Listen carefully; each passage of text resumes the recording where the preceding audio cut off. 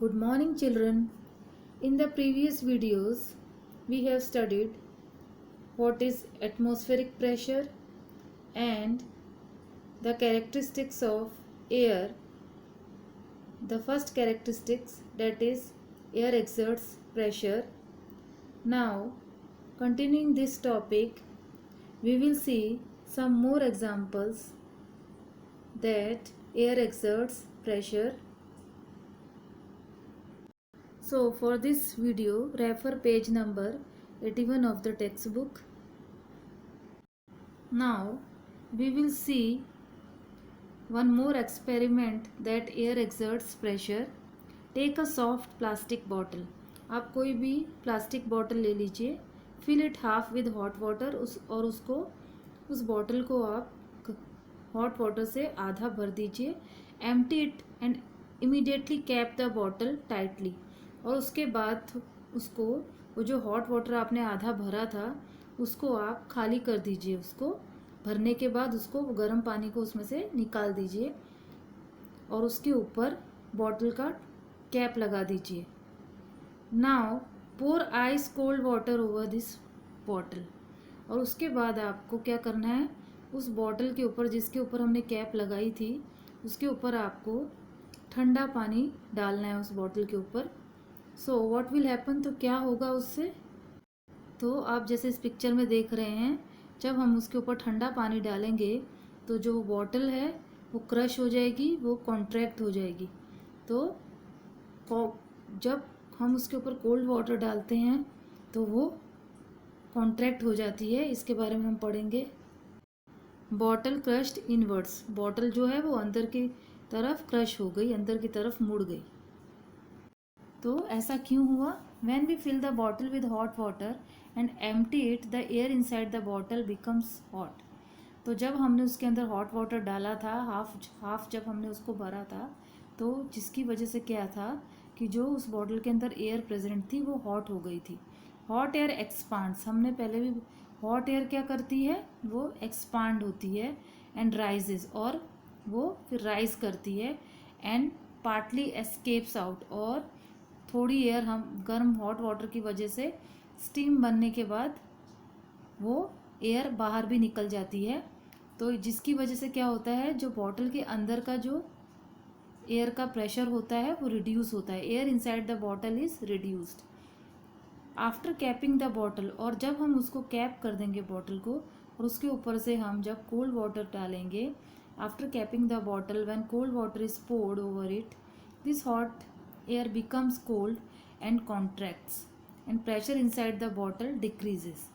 और जब हम उसके ऊपर ठंडा पानी डालेंगे तो वो कॉन्ट्रैक्ट होगी, क्योंकि उसके अंदर का जो प्रेशर है बॉटल के अंदर का वो डिक्रीज़ हो चुका है. क्योंकि उसमें से हॉट वाटर जब हमने डाला, उसके ऊपर कैपिंग की, तो जो हमने पहले भी एक्सपेरिमेंट देखा था, तो उसके बाद वो पानी हमने बाहर निकाल दिया और जब हमने उसके ऊपर ठंडा पानी डाला तो वो अंदर की तरफ कॉन्ट्रैक्ट हो गई, उसकी शेप डिस्टॉर्टेड हो गई.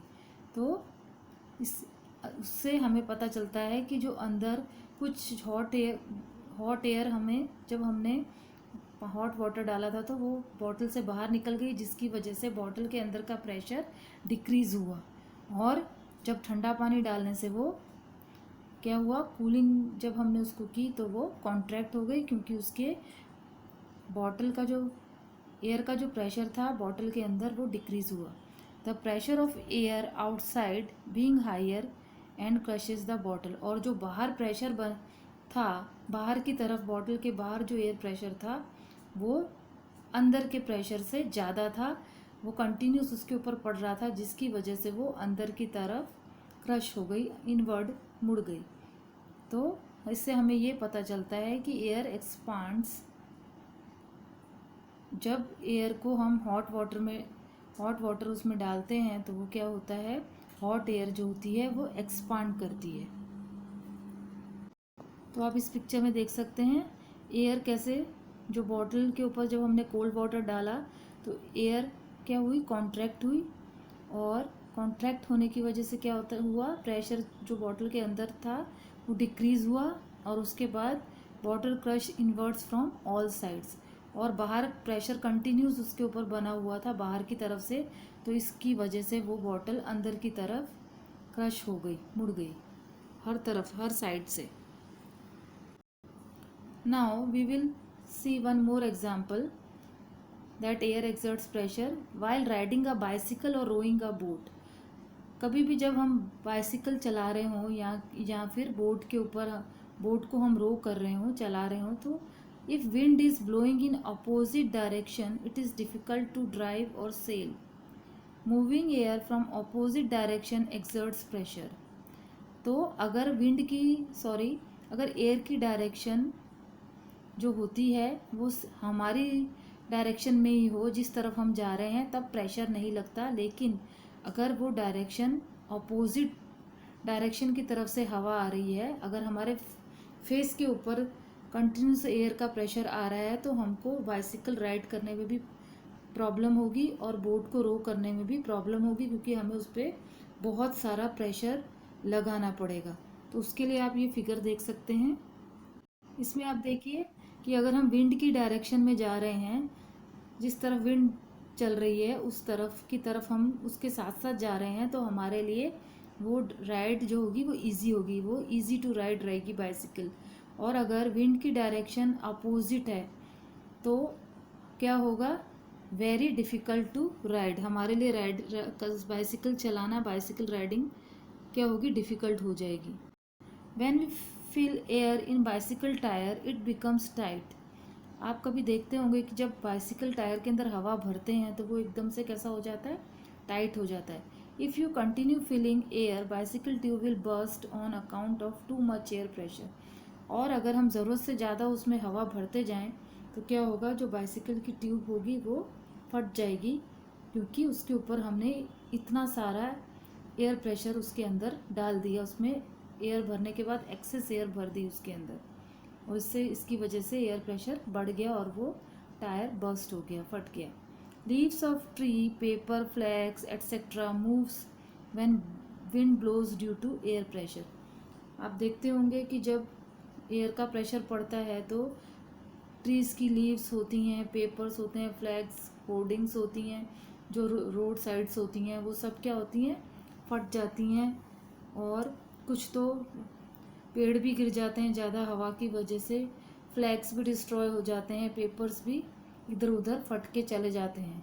तो ये सबसे ज़्यादा एयर प्रेशर पड़ने से होता है। और हम बलून का एग्जांपल भी ले सकते हैं। अगर हम बलून में उतनी हवा भरते हैं जिससे वो इन्फ्लेट हो जाए, भर रहे हैं जितनी हवा उसमें चाहिए उतनी हम भरते हैं, तो वो उसमें प्रॉब्लम नहीं है। लेकिन अगर उससे ज़्यादा अगर हम उसमें हवा भरते ही जाएं बलून के अंदर, तो क्या होगा, बलून जो होगा वो बर्स्ट हो जाएगा, तो उसमें हम एक्सेस एयर प्रेशर नहीं दे सकते हैं। तो ये भी एक एग्जांपल हम ले सकते हैं। So in the next video we will see the second property of air.